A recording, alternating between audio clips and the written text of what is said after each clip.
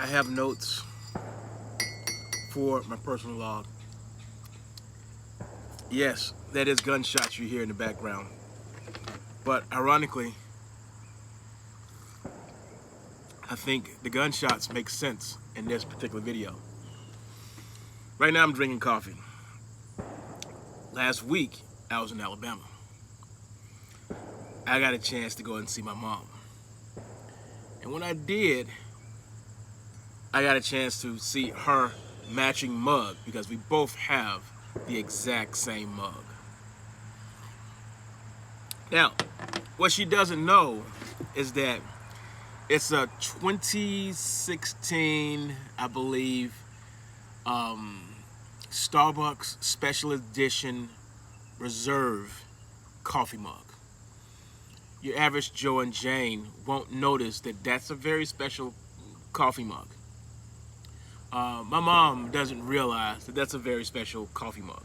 But any barista who's ever worked at Starbucks will realize, oh my God, where did you get, this is what they'll say, oh my God, where did you get that cup from? Because it's got the R on it for reserve and the star for Starbucks. It's like coded language for this is a special mug. Now, my mom and I, we both share this big thing about coffee because every morning I was there, and I was there last week.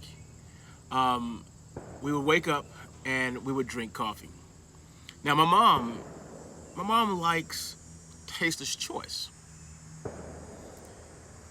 Don't get me wrong. There's nothing really wrong with Taster's Choice. It's a Sanka of a type. It's a type of Sanka, but the weird thing is that is what she likes to drink. When I was a kid, I remember she used to brew coffee, but at some point she got into Taster's Choice and she liked it. And I don't want to, change her from what she drinks. I don't drink that as much unless I'm down there. But I do travel sometimes with instant coffee. When I was in Chicago, I had some Starbucks Viva coffees. So when I went to Alabama, I was like, you know what? Let me bring a couple of these here for my mom and see if she likes it. And she tried it.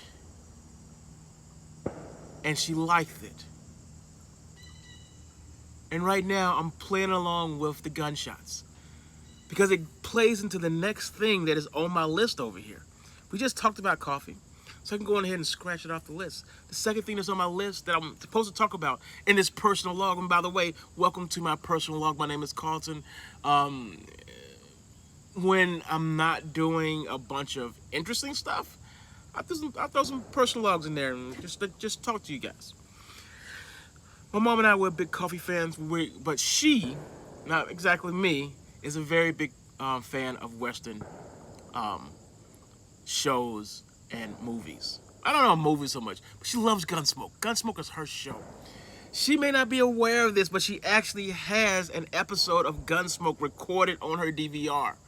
Remember how DVR button is kind of weird because it's like you hit the R button instead of the record button, which is really the stop button on her. It's weird. But that's how much she loves coffee, and that's how much she loves Western, is that she drinks coffee almost on a daily basis. She has noticed that when you're watching these shows, they talk about, well, how's the coffee? Is the coffee any good? Which brings up the whole movie, The Hateful Eight. Now, my wife tried to get her dad, who loves Westerns, to try to get him to watch The Hateful Eight. He's an older guy. He didn't make it through it. He kind of fell asleep near the middle of it. It's a very long movie. This is not something you want to push on someone. So I was thinking, how do I get my mom to watch it? And I realized that, oh yeah, it has the episodes. They chop it up into 3 different parts, almost 1 hour episodes. And I think that was the best way to do it, was we just sat down and we just watched each one of those. And she watched one night, went to sleep, woke up the next day. At some point that next day, we watched the other part, and she was happy with it. She liked it. She loved the parts about the coffee. Who made this coffee? What did he do? Use his sock? And people were just talking about, oh yeah, this is good coffee now. This is good coffee. And then there's another scene But all talking about the coffee while they lined up and everything. It's like, I didn't make the coffee. He made the coffee. It's like, it's a lot of coffee talk in that movie. It's compressed and spread out, but it's a lot of coffee talk in that movie. I loved it. My mom, she loved it too. So, and I was there when Hurricane Ida hit, and house is okay, but, the infrastructure down there it hasn't improved. So things were kind of messy, but everybody's good. Now, the next thing that's on my list is I like to tell you guys how much money I'm throwing away in other places that I don't want to throw away, but I have to do it anyway. Take in mind that we've been in this house for over a decade now. And because we've been in this house for so long, certain things are going to start breaking down. Last year, it was the water pump because we are on a well. This year, it happened to be the hot water heater. It started leaking while I was gone, which caused a humongous traumatic episode of messiness. And I still have a carpet to clean downstairs. It's kind of a little bit of a mess. I'm working on it. It's not my expertise. Not my expertise. And I like to tell you guys how much I'm throwing away because, when y'all get a house or think about getting a house, these are things you need to think about. So last year, $1,300 to fix the well issue. And this year, the hot water was $1,400. Half of that was installation. Now me, because of the way Home Depot and Lowe's does their thing, the Home Depot guys, I tried those guys and we started to initiate something and everything just kind of fell apart. It's like they stopped communicating. It was weird. But Lowe's, I was like, screw it. I'll wait until I come back home and I'll just take care of it. And when I did, I just went in there, I bought it. They set up all this stuff and made some phone calls and things worked. Well, me, I'm having to measure what I've got. And in my head, I'm thinking I'm getting one size. But in reality, I think I got a 5-gallon tank larger than what I used to have. I think I used to have a 50 and now I have a 55-gallon. Not the worst thing in the world. There's only 2 people in the house, but that's a lot of hot water, and we're basically not going to run out of hot water anytime soon. I'm happy with that. So,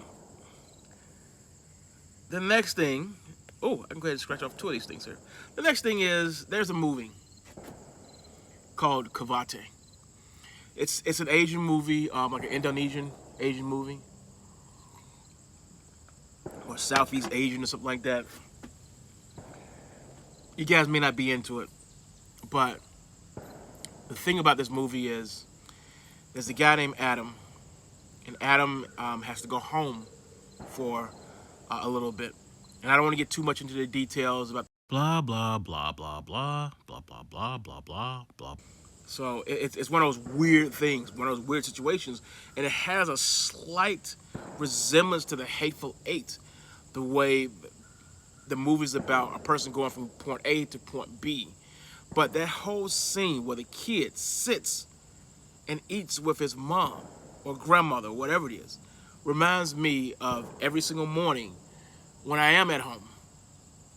No matter what I do, I will go home, even when I'm out partying all night long. I don't party all night long, but if I was, I would still come home to drink coffee with mother. And yes, I said it just like Joe Gage, because I am a going home to see mother for Christmas kind of guy. That is the end of this personal log. And it sounds like my man over there with the bazooka is running out of ammunition. Nope.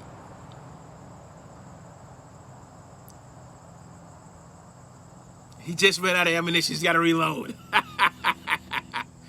Yeah!